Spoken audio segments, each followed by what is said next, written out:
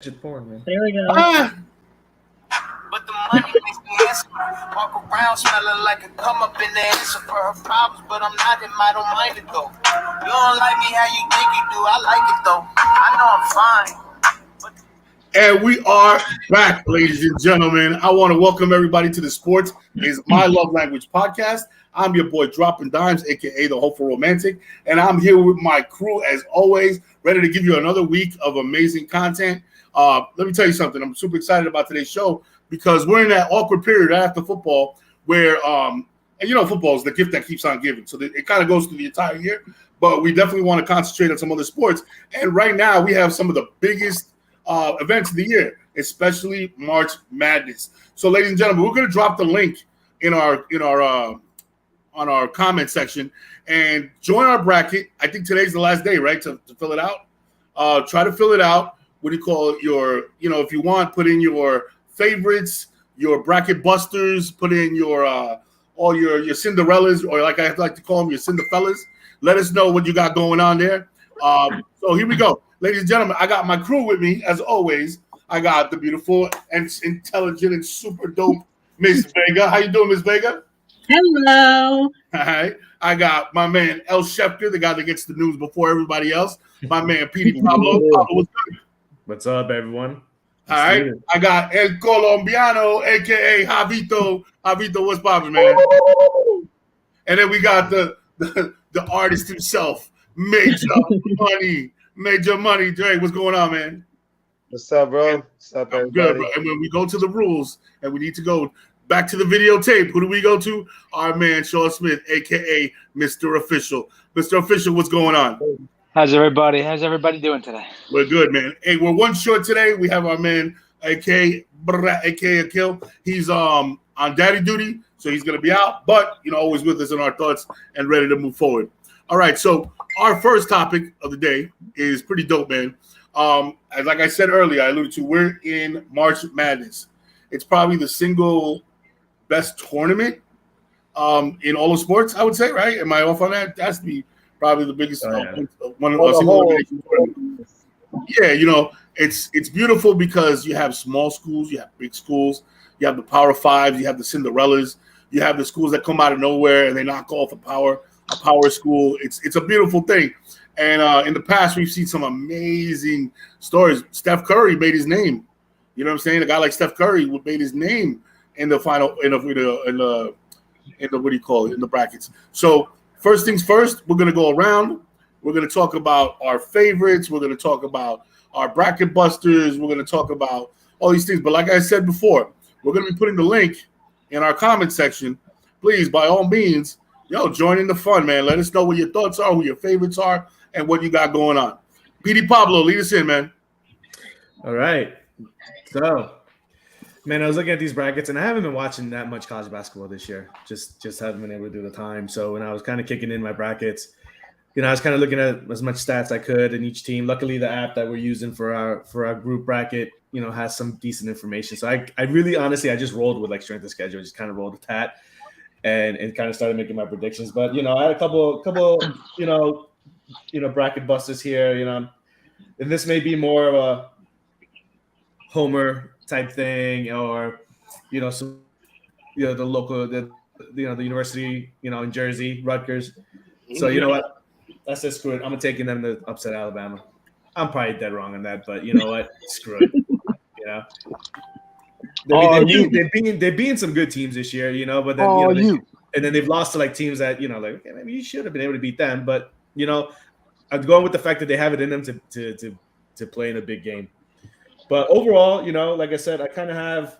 I'll tell you right now what I kind of picked in my final four. I'm going with Gonzaga versus Kentucky in one semifinal. So I got that in the 1 versus 2. And then I don't have any more number ones making it to the final four. I got Tennessee and I got Auburn meeting up on the other end, on the other side of the semifinal. And then I do have Gonzaga beating Tennessee to be the national champions. I think Gonzaga will do it this year. I think they're motivated, not just haven't been the best team in the school, but just wanting to get to the top. And I kind of want them to win it too. I remember the days when they were just like one of those like no-name schools that came out of nowhere, and then they built that program over the years. So that's kind of where I want to go with that. Hopefully, I'll win this tournament that we're all doing. This bracket challenge that we're doing.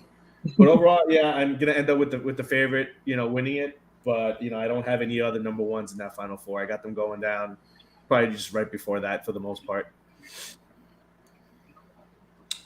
So what you got, Jen? So I don't know anything about college basketball, so I let my 5-year-old pick. Let me explain something to you. You have the same amount of odds of getting it right as I do. Straight up. You have the same amount of odds of getting it right as I do by having your 5-year-old pick. She might even just won it now, actually. Who knows? No, for real. She goes based off of the uniform colors and her preferred mascot between two teams. So it's good strategy. She actually what I was hoping for is that Rutgers would go all the way. So she let me have that. She let me at least have that. You're not the only one. Everybody wants that, I think, right? So she has Gonzaga against Rutgers and Illinois against Villanova. She might get it right with Gonzaga. Who knows? Exactly. Why not? And then her final game is Rutgers. Well, her final is Rutgers against Villanova, with Rutgers taking it. So we'll see. You never know. I'm telling you right now, bro. The funniest thing about it is about week 2 or 3, there's always a bracket buster, and you see people, these so-called experts, ripping up their pages right in front of everybody. We're just like, holy shit, I didn't see that coming. You know what I mean? So like, for normally, like in past years, you would have told me that, I would have been like, oh, that's cute, ha ha ha, no big deal. This year, I'm like, yeah, possibly.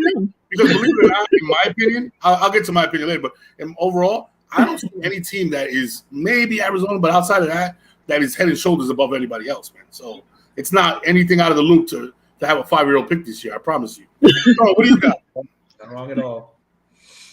Me? You talking to me? Yeah, Sean, what do you got? I haven't followed a lot of college basketball this year either, which is a surprise because I'm usually locked into this tournament. But since that COVID season where it got canceled, I have been like distant from it. But I'm looking to watch this tournament, especially support the Jersey teams. You got Seton Hall, St. Peter's, and Rutgers, I believe. Is there anyone else? I think. So I'll just give you what my Final Four was for our pool that I picked. I got Gonzaga and Kentucky. With Gonzaga winning that, and then I got Nova and Kansas with Nova winning that, and then Nova taking it all, just because I like Jay Wright, man. That's all. Nothing wrong with that. Yeah. All right. Do anybody have any upsets? Any major upsets that they're calling? I think I did. I had a couple. In terms of the first round, I mean, I have the 12-5. You gotta pick a 12-5 at least one. You gotta pick the 12-5. I took UAB beating Houston on that side of it. I also did take Michigan beating Colorado State in the first round. Also, because Michigan's strength of schedule has been very hard this year, very tough. And usually their conference usually has a lot of good teams in their conference in general for college basketball. Versus I looked at Colorado State and I'm like, who are you? So I figure that I think that stronger competition at least can get them over the hump there. But then after that I have them losing to Tennessee, But yeah, those are kind of the big two that I took. And obviously taking Rutgers, over Bama, like I said earlier. Those were mine. Javito, who you got? I got Arizona winning it all, but and honestly, it's not because I know who they are, really. I'm just basically I'm just doing one of this and just being all right. That's that one. That's that one. Like I really can't tell you that I know all these college players that are playing right now. But I will say this. I just love watching the games because you get to for about a 2-3 week period, you get these unknowns that become stars, right? Just for that amount of time, and all of a sudden, it happened like 2-3 years ago where the number 16 seed beat the number 1 seed. Like those are the things that I'm hoping for, right? The upsets. That's why, you always root for the Jersey teams. Well, I know I root for the Jersey teams because they're not supposed to win anything, So St. Peter's is going to be facing Kentucky, right? So, couldn't do it. I don't, like that. It's a hard pick. But deep inside your heart is like, you really hope it happens. The other thing is, I don't know why, but I want Rutgers to make that at least Sweet 16 run. It's like, some Jersey teams got to do it. It's either them or Seton Hall. But obviously I'm going to root against Duke because I've always hated Duke. You know what I'm saying? F. Christian Laettner. The hell with Mike Krzyzewski. I don't care. I don't want him to go with a championship. I want him to lose. I'm going to be straight up. I'm a hater when it comes to Duke. North Carolina, I don't really have any beef with them, but I want them to lose too. I don't want any of the top schools to win a championship at this moment. I want underdogs. I wouldn't mind Gonzaga winning their first one ever either, because they've been a top team for a while. They just haven't basically got that one championship. So at this point, I'm rooting for the Gonzagas I'm rooting for the schools that have never won one. That's what I'm doing right now. That's pretty cool. All right. Dre, what do you got? All right, so I got Final Four. I got Gonzaga versus Baylor, and I got Arizona versus Kansas. I got Arizona winning it all, like Javi did. My upset is second round, Murray State beating Kentucky. All right. That's interesting. I didn't have my upset. I have Vermont. Vermont beating Arkansas. Just to throw that in there. Vermont's a good team, man. Yeah. I watched a couple of them games. They got some guys shooting them threes. That's big in the tournament. Yeah. All right, let's see here. Sean, what you got? Okay, I went with my Final Four is kind of number one heavy. I noticed that a little bit. But there's two teams, right, that I'm looking that I think will make noise this tournament. I think Virginia Tech is highly underrated, bro. I think they're a very good team. They play strong defense. Those guys are beasts. So watch out for Virginia Tech. I also really like Tennessee. I found I was going through the thing. I didn't really pay attention too much either throughout the year. But I noticed they were arguing over what seed they got. They thought they should have been higher. Yeah. So I went back, looked into their team a little bit, and honestly, I think they should have been high. That's a good team, man. The strength of schedule was fourth. Yeah, that's a good team, well coached. That's a good team. So I have, let me see here, Gonzaga, Vatek. I got Arizona and Kansas. I have Vatek and Arizona in the championship, and I have Arizona winning it. I just think Arizona overall is just too talented. You know what I mean? Best team out. Yeah, they're the only one. I don't think Baylor. I'll be honest with you. I don't think Baylor is the number one seed. To be honest with you, I don't even think they were that good. After going back and watching them play, I don't know how they got picked so high. And yeah, those are the four right there. What do you call it? As far as the Cinderella that I'm hoping for, everybody, I guess I don't know if they're a Cinderella, but Rutgers, absolutely. That's the team that I'm backing right now. Obviously they're from Jersey. I'm really hoping that they pull something out. They have some really notable wins throughout the year. You know what I'm saying? They beat some good teams. Yeah. The problem with them is they also had a long losing streak throughout the year. Yeah. Ron Hopper Jr., I think he's a good player. I think he's solid. So we're gonna see. I'm excited to watch. Start watching the tournament. Like really, this is usually every year when I dive headfirst into NCAA. 9 o'clock. They got Notre Dame, baby. 9 o'clock. Let's go on the clock with Notre Dame. All right, cool guys. So that was a quick little segment on the brackets. We hope everybody. I put them down in the comment section. Yo, fill yours out, man. Even if you come in a little late, fill yours out all the way to the end. Let us know who you got in the Final Four, who you got to win it, who your Cinderellas are, who your bracket buster games might be, who your favorites are, whatever it is you want to put down. Let us know, especially in our group page. All right, we're moving over to, again, the gift that keeps on giving, man. The NFL free agency. Yes, okay, so what we're going to do is we're going to go around, and everybody, in your opinion, what's the biggest story so far? In your opinion, or something that is like blowing your mind right now, free agency? Vega, what do you got? You got anything? Go to the next person. Let me think about this. Pablo, what do you got? All right, so I was looking at this, and I took the perspective of the noise that's being made from an overall team. process. What teams are really doing something to improve themselves overall. One name here, one name there. There's a lot of that going on right now. We just saw Von Miller not too long ago go to Buffalo.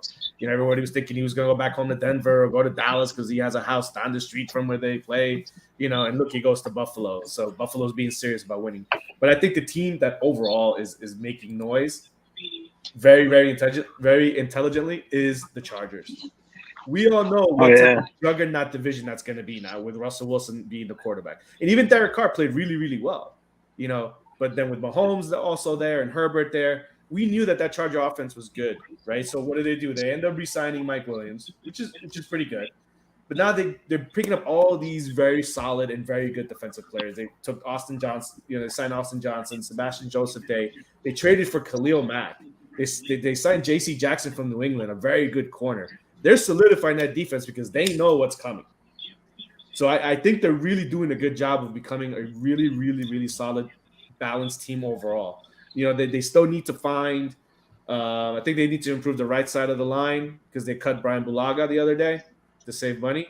But there's some pieces out there, and obviously we know the draft has a lot of offensive line talent, which I'm sure we'll end up talking about in April about the upcoming draft. So they got to improve that, and they got to find a backup for Austin Eckler. Because unless they can re-sign Jackson, the backup running back, if they can re-sign him, the other two guys aren't that good, so they're going to have to find someone else. I think they did sign Brandon Bolden. I'm not sure. Any idea where they're picking the draft? It's probably middle tier. There's some running backs in there. Sneaky running backs. Yeah, so that's kind of I think where they have to finish up is that right side of the line and a backup running back. But other than that, on the defensive side, they're really, really, doing a lot of work in there. So like from a total team perspective, it's that. And then for me, if that's where I said from a team perspective, and like I said earlier, Buffalo from like just a big name. I think Von Miller to Buffalo, and even getting OJ Howard, getting themselves a viable, with Knox on the other side, it's just giving them a lot of weapons there for Josh Allen to play with. So that's kind of where I am with the NFL draft right now. All right, who wants to go next? We got some stuff on. Dre, you good? I'll add real quick. Yeah. Sorry, Dre. Good. No, go ahead, bro. I just want to piggyback over Pablo. I think that Khalil Mack move defensively sets up unbelievable. Joey Bosa's a stud. Now you're gonna have a hard time double teaming him, and it's gonna make for interesting defense across the board with them. I think that was a great pickup, actually, absolutely. Who else was a great pickup? Obviously, the shit show that's going on with the Cowboys is amazing. It's just great. It's just front page news. That's fun. And what else was pretty good? I think that's about it, man. That's all I have for that one. Free agency. Dre, what's up with you? I'm a little bit tickled over the whole Baker Mayfield goodbye tweet and and them getting Amari Cooper. And me seeing a meme that wide receivers who piss their GMs off end up in Cleveland. Oh yeah, the wide receiver's gonna die. That's my favorite. That was funny. That's my favorite part of it so far. I'm not even gonna lie. And everything Pablo and Sean said. Javito, what you got? I see what the Cincinnati Bengals have done. Really calm. Picked up the offensive guard, Alex Capper from the Buccaneers. Picked up Ted Karras as the center. So we were all basically looking at what do the Bengals need to improve on, and they're basically looking to improve that line as they should. Mm-hmm. They got their French. So they also picked up they re-signed B.J. Hill and Jesse Bates on a franchise tag. Who everybody would say that the weak link out of the Cincinnati defense was obviously their defensive backs. But Jesse Bates wasn't so bad, to tell you the truth. Obviously he's pretty solid. Obviously Eli Apple's probably he go. you know, he should be gone, in my opinion. But, you know, I'm not here to basically be the GM for the Bengals. You know, I hope they re-sign him, as a matter of fact, to tell you the truth. You know, and being a Giants fan, I see what, you know, Joe Schoen is doing right now, making subtle moves, you know, for the offensive line. Picked up Feliciano, picked up this the guard. I forget his name already. Glinowski. What's his name? Is that the guy from the Colts? Yes, he's really good. Yeah, he's a good run. He's a good run guy. You know what I'm saying? Nowitzki, whatever. Glowinski. I knew it's Nowitzki. You know, one of those. Not Monica Lewinsky. Anyways, but yeah, you know what I'm saying? Little sort of moves like that, picking up Tyrod Taylor, you know what I'm saying? To kind of put a little spark under Daniel Jones. Because, you know, Daniel Jones was never tested with Mike Glennon being the backup quarterback for the last 2 years. So, like, I like what Schoen's doing. He's basically saying, hey, man, you know, this is your year to basically, you know, prove, you know, if not, we got this viable guy that's been a starting quarterback as well that doesn't basically have that turnover problem, you know? But yeah, I at this point, I agree with you guys. What the Chargers have done, very solid. But, you know, I still think right now, I think the Denver Broncos is basically, to me, they're the ones that are basically looking the best out of all of them just because of Russell Wilson. You know, that team was already made, you know what I'm saying, to basically compete. And now they have an edge rusher. And now they got the guy that said, psych! Yep. You know what I'm saying? He said, oh, yeah, Cowboys. Yeah, I'm a psych. Nah, not really. He said it just like that with a Spanish accent. Oh, yeah, Cowboys. That's what happens when you're that's what happens in Dallas, bro. You know what I'm saying? Oh, yeah. The wall wasn't built, so all these Mexicans got him to learn how to talk in Spanish, man. Mike, all right, here we Mike, go. before we go to you, I got to get a Cowboy fan's opinion.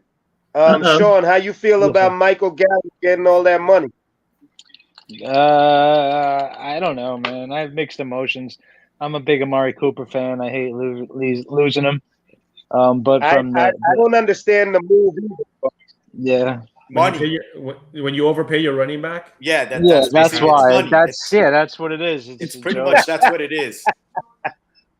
Honestly, I just want them to get some defense, man. Some more defense. Load up on defense. I don't even know. You only have one wide receiver right now. I know. Right. I got a couple. Okay, so I got a couple of things. Not only the teams that made moves, but I'm a little taken aback at some of the teams that didn't make real moves. Like, let's go over to Green Bay. Right. Green Bay throws a bunch of money at Aaron Rodgers and still has the franchise tag on Devontae. Are you kidding me? He's like, I'm not doing that. They want to give him what, 18 million? 20. Yeah, no. They were naming some wide receivers that make more money than him. And he's the best wide receiver in the game, so I thought that was insane. That Christian Kirk contract is really going to. No, isn't that crazy? Kirk makes more money than him. I want to talk about how Kirk Cousins didn't move. He stayed in Minnesota. I want to talk about how the best thing that's happened to these free agent quarterbacks this year is the weak quarterback class coming out of college. Because let me tell you something. Had there been any semblance of a stud coming out of college, a lot of these moves would not have been made. They would have been out the door. All right, yeah, we're going to release. You're gone. Get out of here. Moving on. You know what I'm saying? But instead, they got to pussyfoot around. They got to do like these 3-team trades. They're talking about a 3-team trade from Cleveland to Houston. I believe it's Houston to Atlanta, Atlanta to Cleveland, or something like that in a three-way. How about this? Julio Jones just got released. Yeah, but he's done. He's not that, but he should go to a contender. Go to a contender. Exactly. That's what he needs to do. And keep your damn legs healthy, bro, because it's always a leg injury with this guy. Hamstrings. Like him. Like I don't know who leads the league in hamstring injuries. Him or Will Fuller. So it's like the biggest surprise of free agency to me. I did not see Von Miller going to Buffalo. Yeah. I don't understand it. Didn't see why unless he's just ring chasing. Like he's like, yo, I see a team ready to win. I can contribute. 6 years. What did they give him 6 years, right? They gave him 6 years. Yeah, you know how that goes. That's top heavy. A lot of that money he's not going to even see. Yeah, he'll probably maybe go 4 years max. Yeah, maybe 4. Probably 3 though. More than likely. Yeah, he'd go less than that but I'm sure he got a lot of money up front. Yeah, as a bonus, knowing that back end, and then he'll restructure on the back end to help Buffalo. Either restructure or they just release him and it doesn't hit the cap. But so he knows that. But I like what the Broncos have done. They picked up my man, the quarterback, and now they got the defensive edge rush because they had lost. They needed that pressure, man. They see the quarterbacks in that division. They need to put pressure on that division. You know what I'm saying? I'll tell you this much. How about this? Tom Brady coming back. Yeah. I think Tom Brady looked around and said, "Oh, this is a very, very, very winnable division. Conference. The conference is very winnable. Yeah. Extremely. A couple of teams that really disappointed me. A couple of teams that really disappointed me by not making any splash moves or any moves of consequence.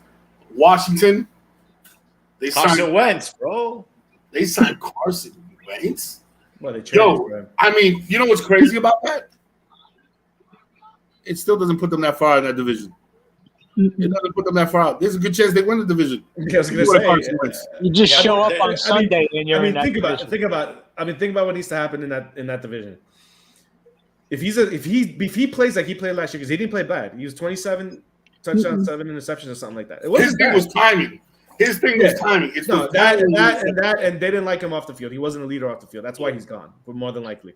But if he plays like that in that division, and right now, as it stands right now, Dallas is void of weapons, right? Compared to what they had last year. Mm-hmm. The Giants are rebuilding, and the Eagles are the Eagles. I mean, they've got all this ammunition in the draft, so we'll see what they do. But as it stands right now, I am almost to the point that I could say Washington might be the slight favorite right now in the division.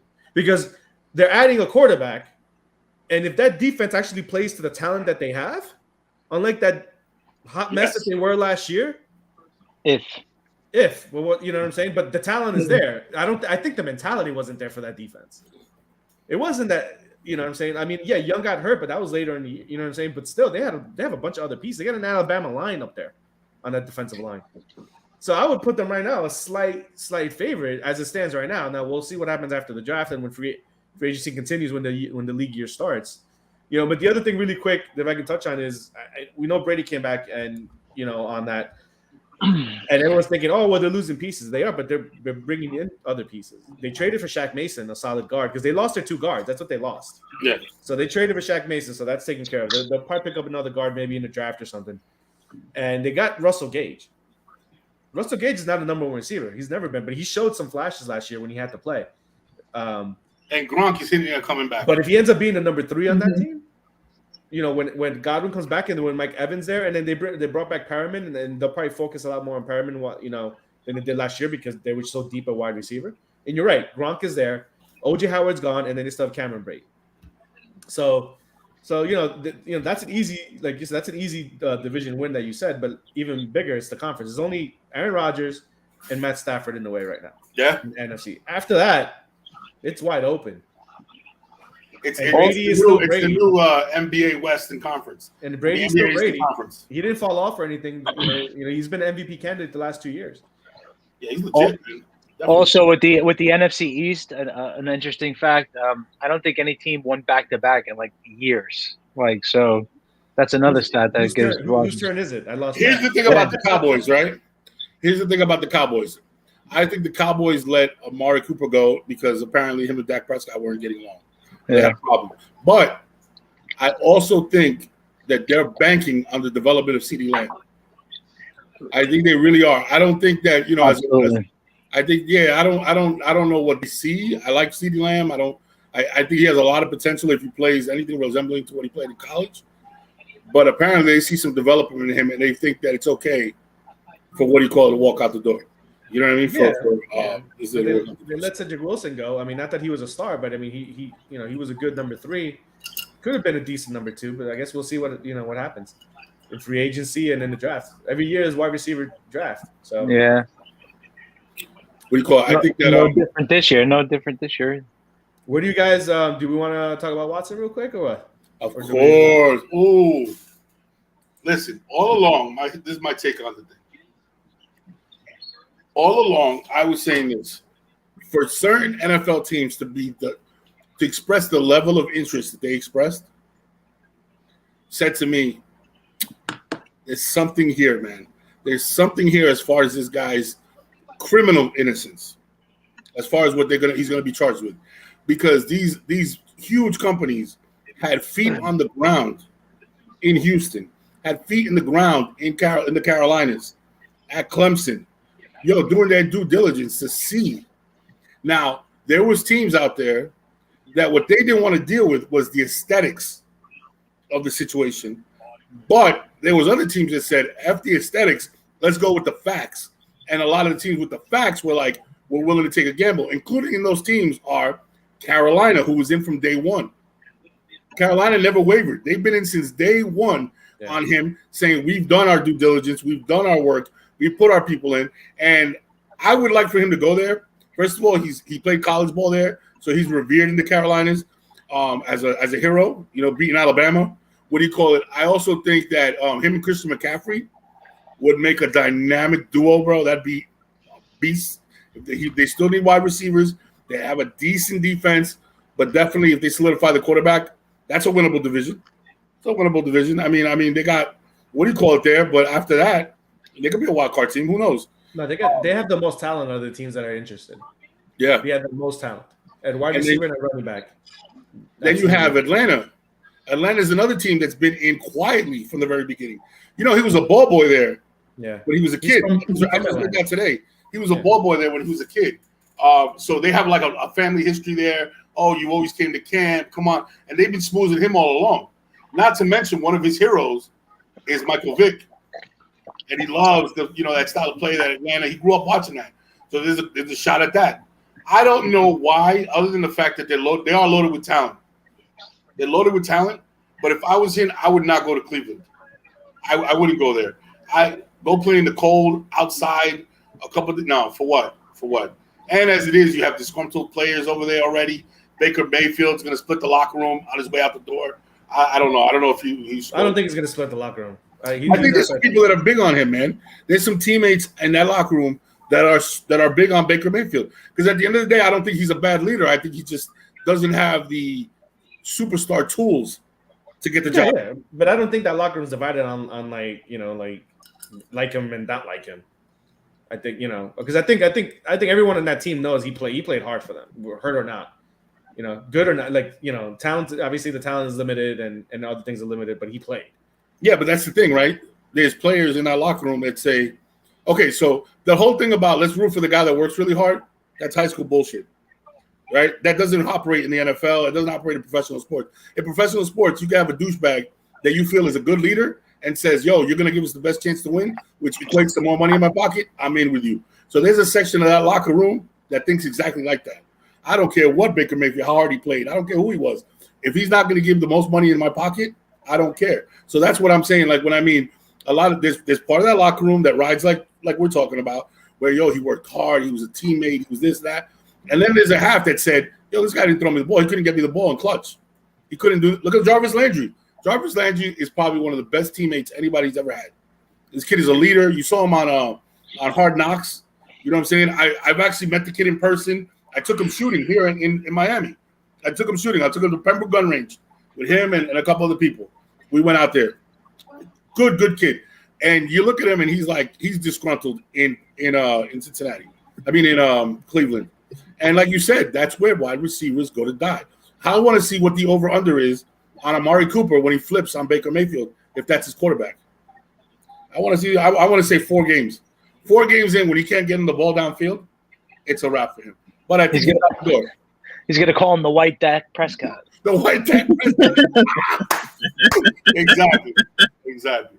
But that's my thought on Deshaun. I think they did enough due diligence. They know. Let's see what the suspension looks like, because obviously he's going to go into a civil trial. It'll be 4 to 8 games. 4 to 8 games. There you depending on what the 4 to 8 games. Check this out. How ironic is this? 4 to 8 games. 4 to 8 games for possible sexual assault, alleged sexual assault, in a civil case.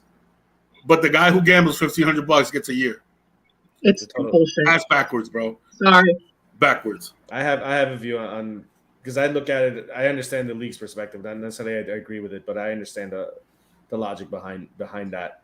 And if we want to punish every broken, every egregious act the same way, then fine. If you want to sit there and say everything is at 6 games or everything is 8 games, that's fine. Then you be universal. But if you're going to differentiate with it, then the NFL will prioritize what is egregious to them. Yeah. It's not what's egregious to the public. True. The public's not going anywhere. You're right. They're not. And like I said, I'm not going to stop watching, even though if he did this shit, you know what I'm saying, to all 22 or whatever, even if it's just one, it doesn't matter. You know what I'm saying? She's got to pay regardless, whether it was 1 or 22. But I'm not going to stop watching the NFL. But guess what? If I think the shit that Calvin Ridley's doing, I don't care about the amount. It's the act. And that shit is rampant. I'm not going to bet on it, and I'm not going to want to watch it. And I'm just telling you that's my perspective on it because it's going to ruin the whole game for me. Deshaun Watson, I just won't root for the guy. You know what I'm saying? And if he ever played on my team, I'd have a tough time not deciding, do I want to root for this team because he's on it, knowing that he, if he ends up paying, in this civil lawsuit, and being found liable, and if he ever played for the Giants, I'd have a tough time rooting for the Giants. You know what I'm saying?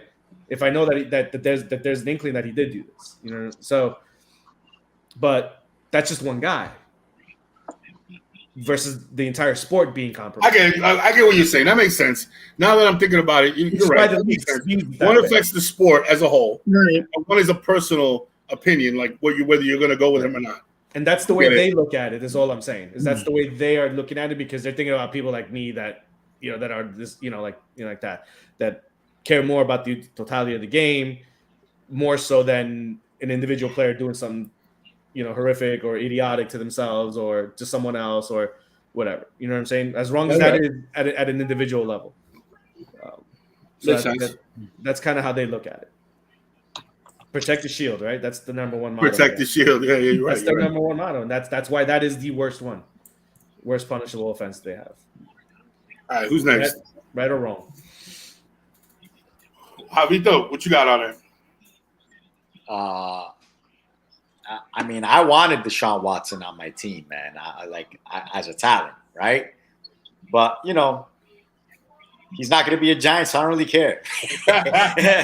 Now I'm just like, whatever, because he's not going to be a Giant. Like, might have to face him, But listen, man, the talent, right? Talent-wise, probably top 5 talent quarterback, right? Talent-wise, So why wouldn't teams be looking to get this guy? I get the whole case that he's going through, the civil lawsuits, the whole alleged that he basically sexually assaulted 22 women. I get it, and that's hard to basically just say, yeah, let's sign this guy because there's going to be, a possible suspension.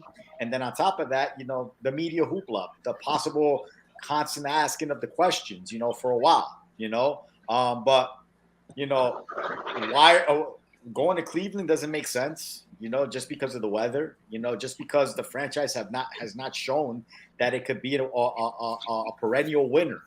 So, I'm not saying that the Panthers are a better outlook, but I would say the Panthers is probably the better team to go to at this point, if it's not the Saints, obviously. My question to you is, right, put yourself in his shoes, Avi. Would you rather go face Lamar?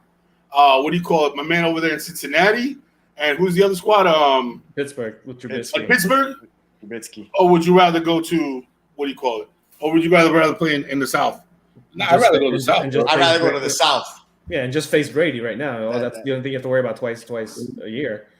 Is just worry about Brady and maybe just one more year or two at the max. And at the same time, you go to the NFC, you're basically, and you have a good chance of winning. You have a good chance of making the playoffs right now, right? As opposed to it being harder when you stay in the AFC, and it'll be that much harder if you go into the AFC North because you are facing good quarterbacks besides Mitchell Trubisky. And to your point, Avi, he could be the young QB in the NFC to be there for a long time because exactly the other 3 QBs are all old and older. Correct. Correct. Even though Stafford's probably got like 10 more years, but who knows? He may not. But he's still old. Compared Brady to Deshaun Watson. Everybody got 12 years left. Yeah. All right. And Aaron Rodgers got 3 years, $150 million, right? Yeah, but he's got to win this year because year 2 he's $50 million on the cap. This year the cap is down, but next year he's $50 million on that cap. All they're doing is buying time because they're not big on their backup, right? They're not big on their backup. So what they're doing is buying time, and when that $50 million hits, if he hasn't won, they're ready to move to what the next quarterback class looks like, and that's actually going to be a pretty damn good class coming out of it. Yeah, but if they play well this year and have a good record, they'll have no shot at any of those QBs. Well, it depends. Javi, there's about a good 4. They're going to be about a good. Do you agree that Aaron Rodgers suffers from the Leo Messi syndrome? Yes. I feel like probably the top of their sport, but they'll never win the ultimate championship but one time. I mean, that's what it's looking like, right? Like, this is where I always have this struggling thing with greatness, right? With greatness players. Like, I'm there, like, to me, you have to show greatness not only during the regular season, but you have to show your greatness during the big games as well. You know, and I feel like the Leo Messis, the Aaron Rodgers, you know, as great as they've been, MVPs, top players in the world that they've been basically voted for, why is it that when it's the big game, they don't show that? Right. It feels like they disappear. And I always feel like why doesn't translate. Like, it doesn't translate. To me, I'm just there like, you voted this guy as the best, but why is it when it's basically crunch time, go time, pressure time, you're not basically proving that worth? And that's why I always have a struggle with, like, you know what? Yeah, you could throw 450 yards against the Detroit Lions. Wow, that's great. But all of a sudden you're in the playoffs and you can't. You're the number 1 seed and you can't even score more than freaking 10 points. So that's why I struggle with it a lot. Like, and we saw like bringing it to Leo Messi, right? Leo Messi just basically lost to Real Madrid in Champions. You know, not just him. Obviously, it's PSG, but he was a no-show in that second game. And that's why I'm just there like, these are the times that I'm saying you're the Ballon d'Or winner. Show me in the big games that you deserve it as well. You know, because scoring against, you know, Troy from France doesn't make me say, wow, you're great. When he used to do it in Spain and score against Eibar or Levante, he would score hat tricks at will. But then all of a sudden it would get to Champions League and he would face these teams and you're just there like, why is he disappearing? How come I don't see this greatness? And it continues to show. And I'm just there like, sometimes I feel like this voting is just basically more marketing more than anything, you know? That's what I see now. Yeah, man. I'm just that whole. If you're great, you got to be great not only in the regular season. You got to be great when it's time, the playoffs. You know, the Champions League. You know, whatever it is. You know, that's why we always look at and we take the Michael Jordans and say he did it. You know what I'm saying? And when it was crunch time, he performed even better. You know, that's what I need to see out of greatness, man. Not regular season greatness. That doesn't win you championships regular seasons. Yeah, for a lot of years that was also Peyton Manning.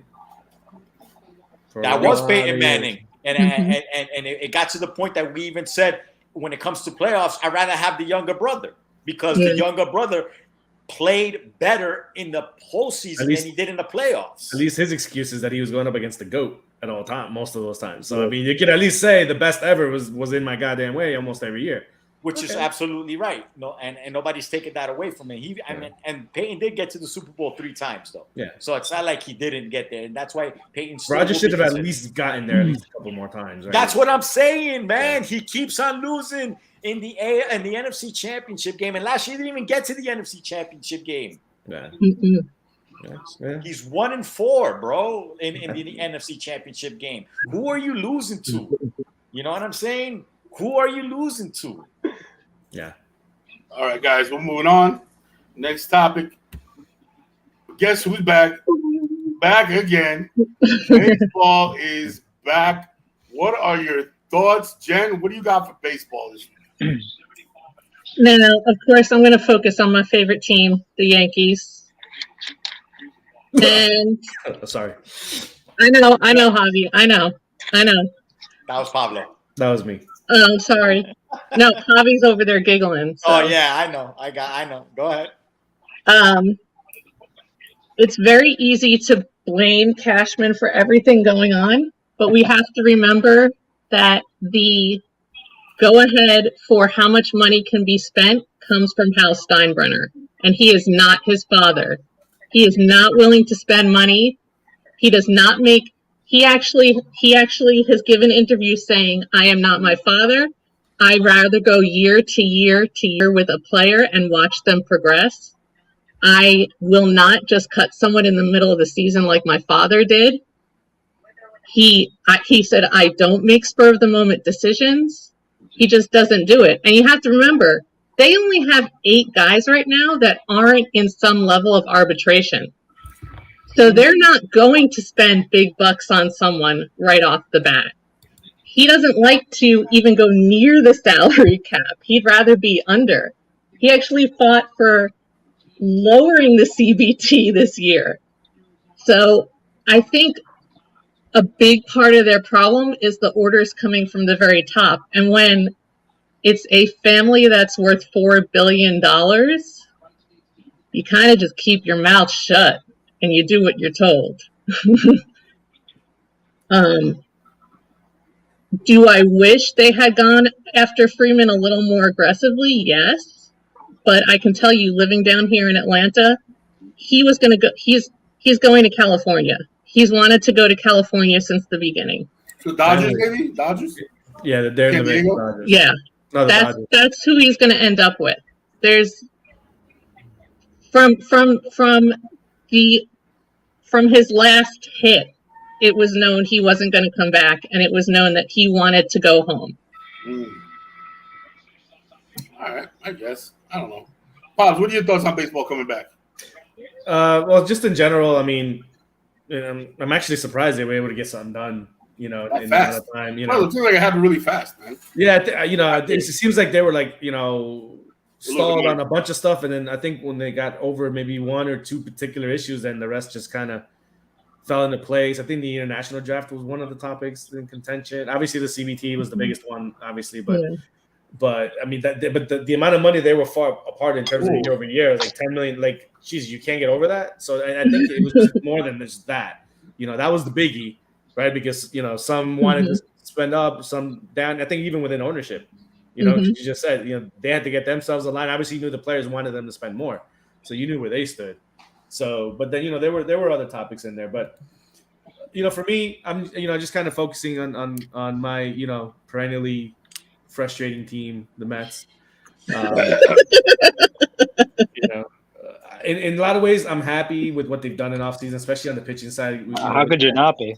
I mean, it could be considered one of the best staffs in baseball. Definitely. Sick. Easily, if DeGrom's healthy, healthy, the DeGrom healthy, Scherzer healthy. We still have Carrasco, Walker, Peterson. We got who did we get the other day? Today, Bassett. He would be a solid number 4.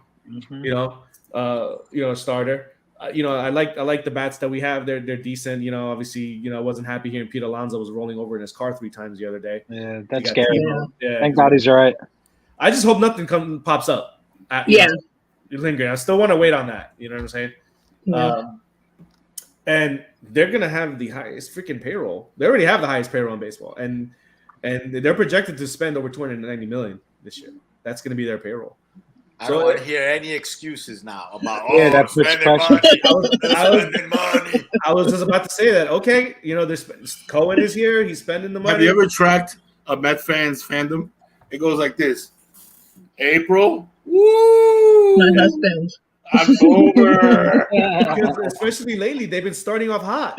Yeah, they're playing well, and then after the All-Star break, it's like, whoo, like. You turn on Facebook and all it's Mets this, all the Mets. Comes Atlanta, told you, and then all of a sudden that dies down real fast. Come like September, October, it's like the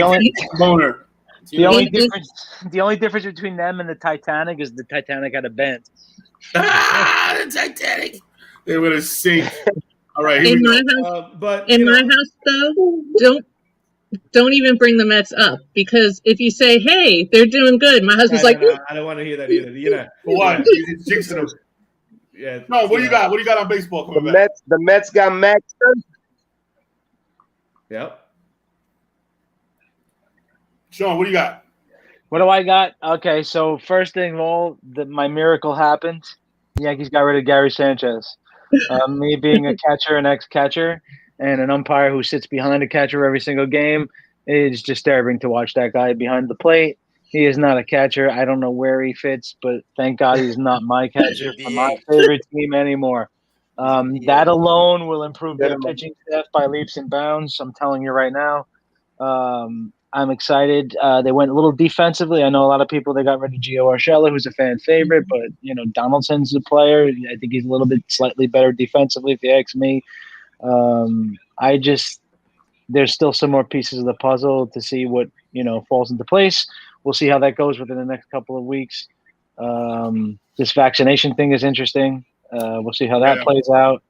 I have an interesting twist to that. I'm wondering if any of this has to play in with, Brooklyn, the Nets and Yankees are kind of intertwined a little bit, and I'm wondering if this plays out as like a political play for them to lift this vaccine mandate. The Yankees are the city's baby. They're the team of the city, no matter how you look at it.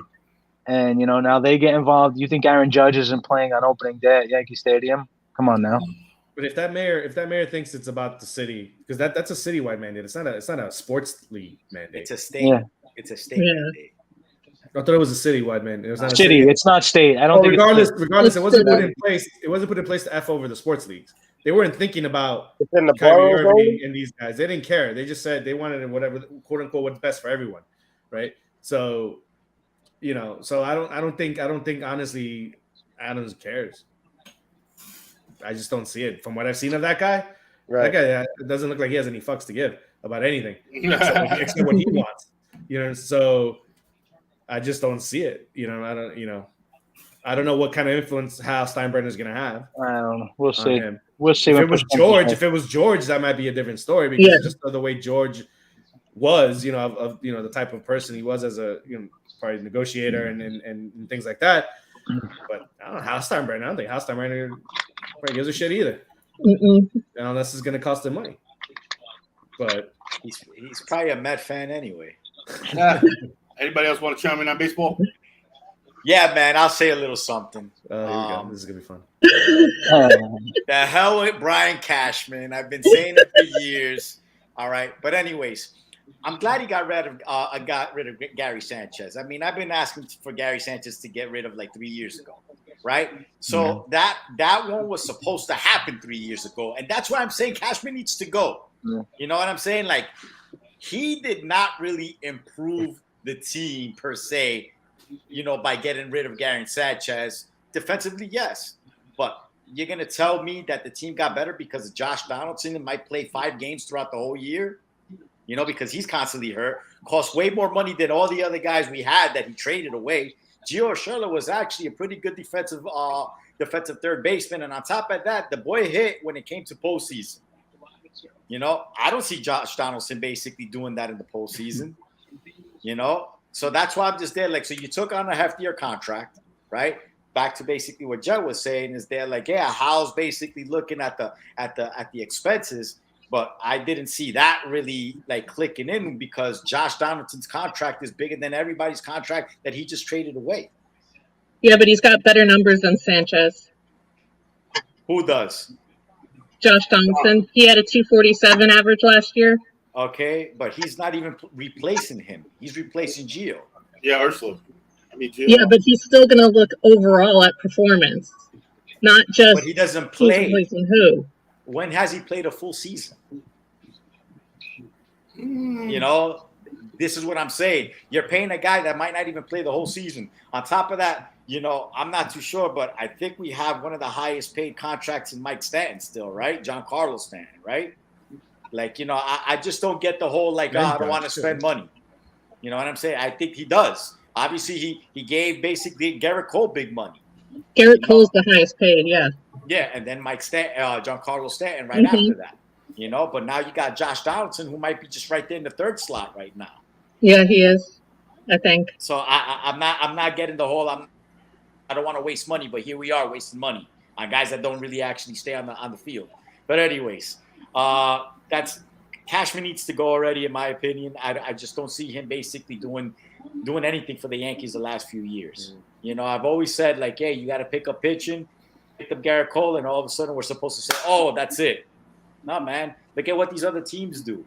Look at what the Mets are doing. You know what I'm saying? They're building.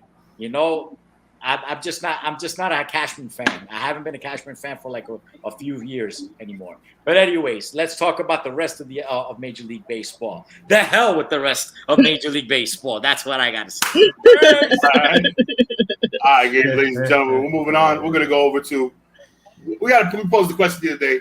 What is the biggest what if in all of sports? What if this happened and the chain of events after that would have changed? The history of a sport, whether there's a history of a player, where there's somebody's legacy, what would have happened? So here's what we're going to do. We're going to go around. We're going to give you our what if. And then on our group page, go to our group page. We're going to list them. You can either vote for it or you can add your what if moment to our timeline, to our thread. All right? That'll be in our group page. Look for that on Facebook, the Sports is My Love Language group.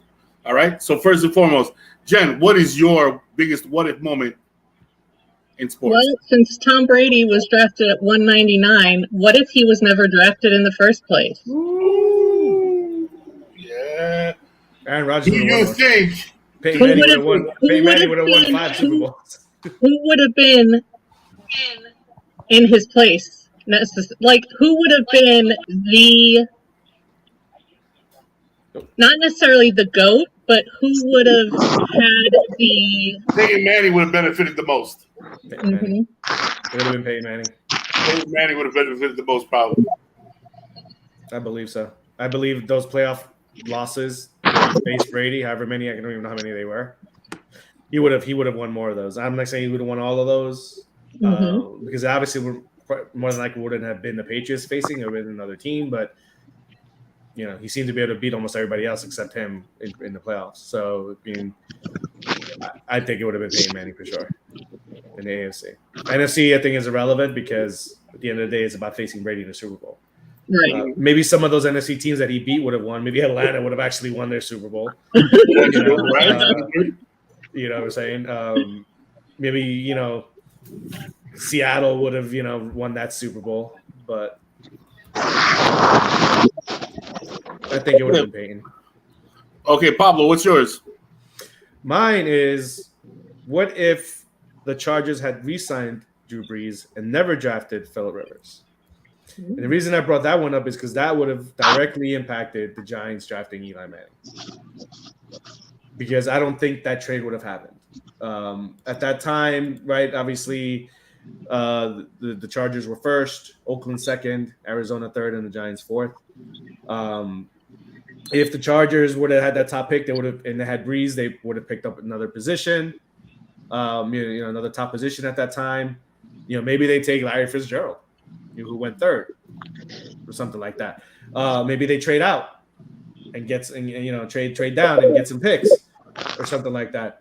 And I just don't see, Oakland at 2 and Arizona at 3, even though their quarterbacks were Kerry Collins and I think I had it up here. And Sean King in Arizona, or Josh McCown in Arizona. I just don't know if, Eli, would have said, I don't want to go to Oakland or I don't want to go to Arizona, because you don't know that. We don't know if he would have said that. He just said he didn't want to go to San Diego, whatever the reasons were. So I just think if that happens, Giants don't that chain of events would have been crazy. Mm-hmm. Okay.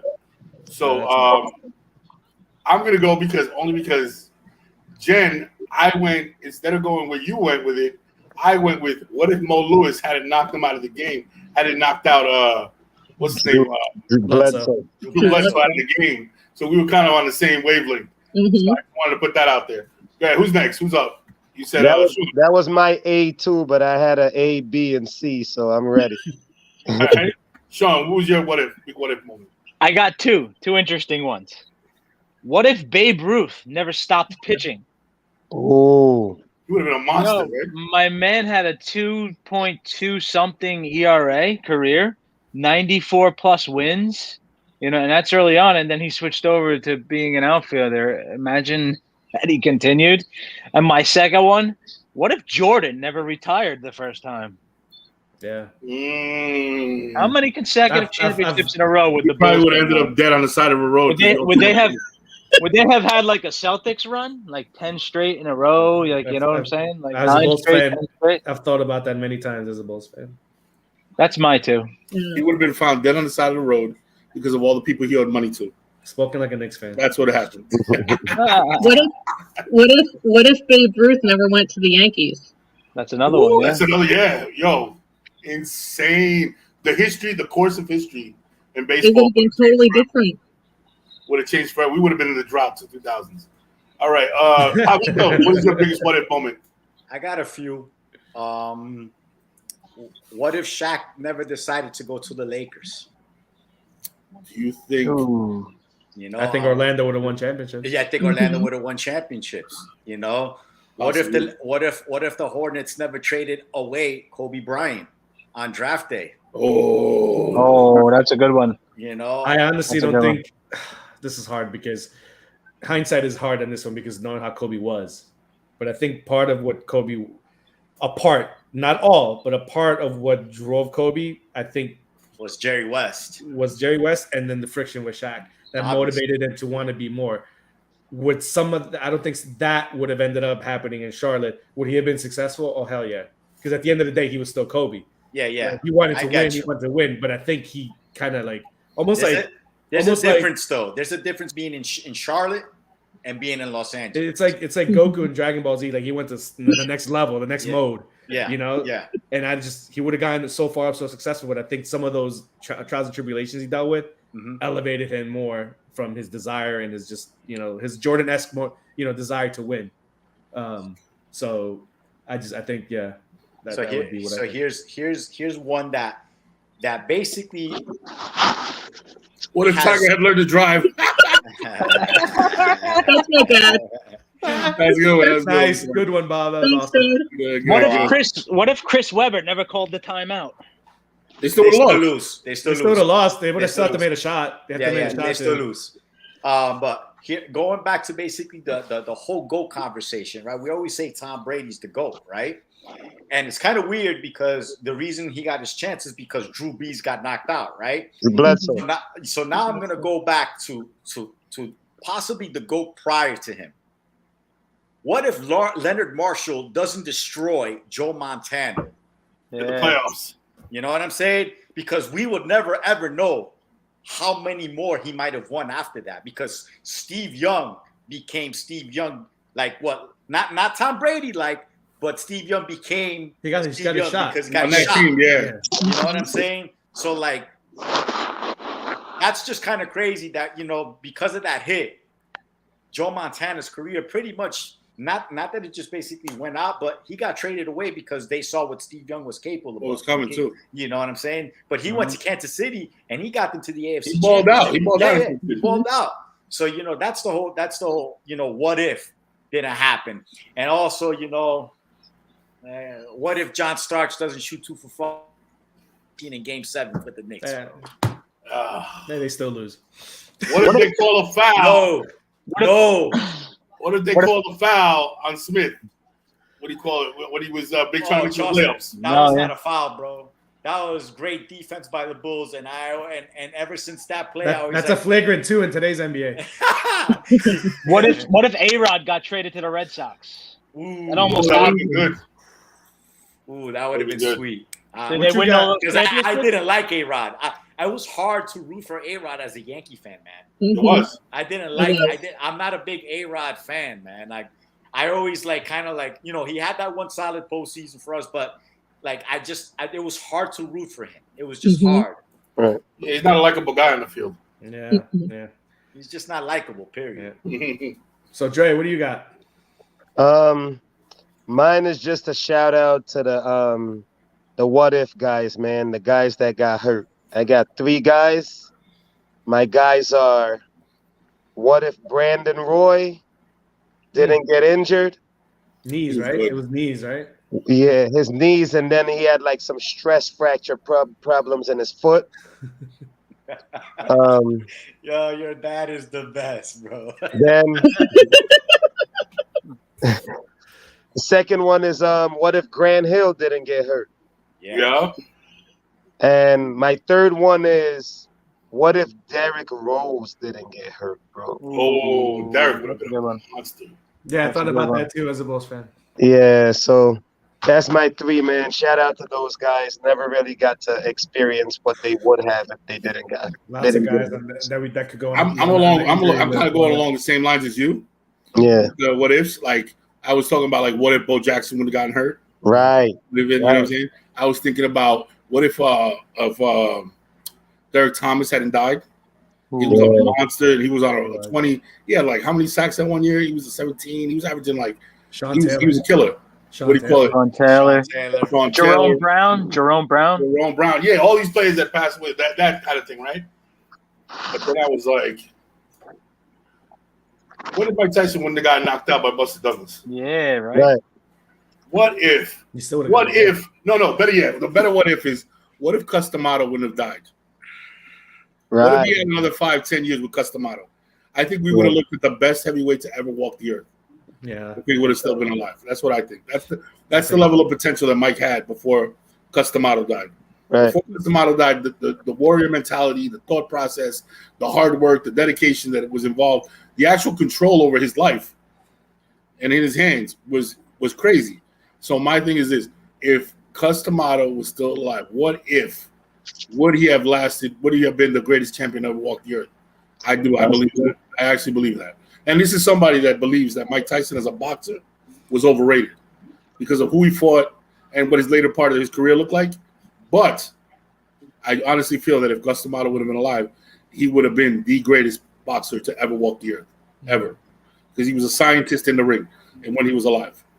I had a backup in case either of the other two Giants fans, Dre or Javi, had thought of the one I did in terms of Phillip Rivers, staying with the Chargers. I mean, not being drafted by the Chargers. My other one was what if LeBron had gone to college? Yeah, that's a good one. Yeah, I had that one too. Did you? What if there was never a color barrier in sports? Ooh. That would have had some positive one way, but what if Jackie Robinson wasn't that good? What if Jackie Robinson wasn't that good? He was that good, man. There was always Satchel Paige. That's what made shit start changing. Yeah. Had he not been, it's true. Larry Doby. All right. What if the Giants would have missed that field goal in the Super Bowl? The Bills would have won. But they did it. But you know what? You're talking about what if the Bills would have made that field goal? Oh, true. Yeah, that's what I meant. Yeah, right. You know, but it's okay that it happened that way. It's okay. What if Bill Buckner would have played the ball?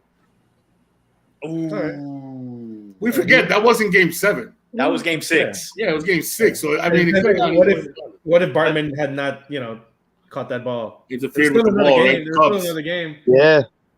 But I mean, they may have made. I mean, Chicago may have won that game and then didn't need to, go to the next game, next games. But all right, here we go. So we got a couple of guys that want to drop some notables, a couple of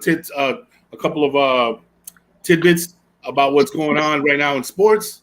So I know, Sean, you had a big one that just happened. Yeah, absolutely. Shout out to Jocelyn Alou, Oklahoma softball. She just set the home run record, Saturday hitting a 96th home run of her career. That is an amazing feat. She passed an Oklahoma alumni, Lauren Chamberlain. Shout out to Jocelyn Alou. Jocelyn Alou, beautiful. Let me tell you something. As somebody that just recently, after our podcast segment, that started watching and paying attention, I realized how serious a record that is. That's a serious, and the amount of time that she did it, and the amount of games that she did it, that girl is a beast. The girl is a monster. She's the Babe Ruth of that. What do you call it? Of college baseball. All right, college softball. Go ahead, Javi. I know you had something to chime in. Yeah. So we're gonna go to the soccer. Just this past weekend, one of the greatest players that ever played the game, and his name is Cristiano Ronaldo, has just basically broke the record for the most goals in the competitive matches in men's football history. You don't understand how crazy that is, considering the guy is 37 years old and did it while performing, and did it with a hat trick to basically break the record as well. So Like, big props to Cristiano Ronaldo, who I always felt like was basically the greatest of his time. I know a lot of people will say Messi. I always say 1A, 1B. Those two are basically the kings of football for the last decade. But that's what he did, and it's very worth mentioning. Yeah, definitely, man, definitely. Anybody else got something in sports they want to drop in? Yeah, I got a funny one. Shout out to the lack of defense in the NBA that has 8 50-point games in the last 2 weeks. And 2 from the Nets. That's crazy. 8 50-point games in 14 days in the NBA. 0 defense. Big shout out to that guy Dower for putting up a video to kind of show the difference on what hand checking, the rule of hand checking. I saw that post. And I was like, wow. Like I never really got like deep into it, but when I saw that video, I was like, oh, yeah, now it makes total sense. Here, wait. Somebody counterpointed that, right? And I'm going to put up the video. So, one of the rule changes that negated that point is there used to be something called illegal defense. Illegal defense, 3 seconds. That's not there anymore. And above the Now, so you used to have somebody within distance. You couldn't double somebody up top. You had to have them within distance.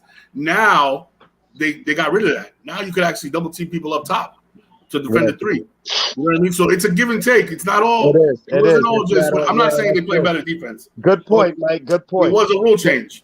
But the only thing about the handshake thing is that it basically killed being an elite one-on-one defender, a true elite one-on-one defender. Yeah, it sure did. Ron Harper. Team defense. So that's the balance. Team defense versus man, right?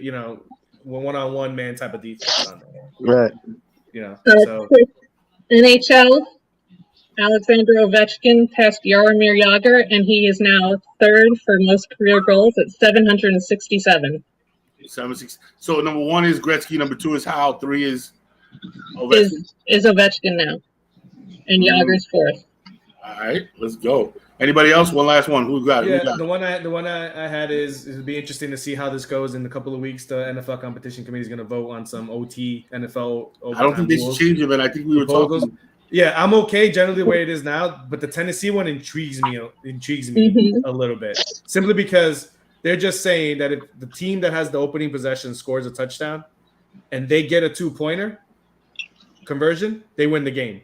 But if they fail the 2-point conversion, then the other team gets a shot. And if they score a touchdown and an extra point, then game over.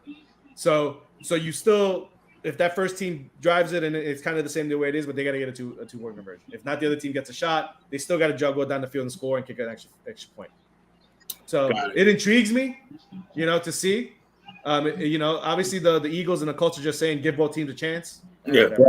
Whatever. But I've been like we talked about it the last time. I'm okay with the way it is now, but that one intrigues me. Because it puts an onus on the defense that's first defending, and then if the other team scores, then it puts the onus on the other team's defense to hold that lead. Right. So I think it's intriguing. We'll see what happens in 2 weeks when they vote on it. I like it. All right, ladies and gentlemen. Once again, I want to thank everybody for coming through. Mr. Wentz, big shout out to you for coming through. Really appreciate you guys.